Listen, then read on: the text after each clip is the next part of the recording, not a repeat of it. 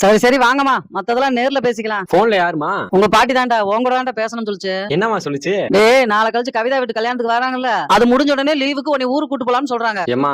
ஏன்டா பாட்டி ஊருக்கு போறதுக்கு அவ்வளவு கஷ்டமா இருக்கா? இல்லப்பா, நீங்களும் கொஞ்சம் வந்தா நல்லா இருக்கும்பா. நான்லாம் உன் வயசுல எங்க அப்பா இதே மாதிரி எங்க பாட்டி வீட்டுக்கு அனுப்பிச்சு வச்சாருன்னா லீவ் எல்லாம் முடிய வரைக்கும் இருந்துதான் வருவேன். ஏன்பா அப்பெல்லாம் போர் அடிக்காதாப்பா? 2 நாளைக்கு அப்படித்தான் இருக்கும். அதுக்கப்புறம் லீவ் எல்லாம் முடிஞ்சு அங்க இருந்து இங்க வரும்போது அழுகையே வந்துடும். அப்ப எல்லாம் என் பாட்டி கருப்பட்டி பணியாரம், அப்பம், பால் கொழுக்கட்டைன்னு தினம் எதையாவது செஞ்சு கொடுத்துக்கிட்டே இருக்கும் தெரியுமா? அதெல்லாம் ஒரு காலம். கேட்கும் போதே ரொம்ப ஆசையா இருக்குப்பா. அந்த பால் கொழுக்கட்டை அவ்வளவு டேஸ்டாவாப்பா இருக்கும். என்னடா இப்படி சொல்லிட்ட? இப்ப உடனே செஞ்சு எடுத்துட்டு வரேன், எப்படி இருக்குன்னு பாரு.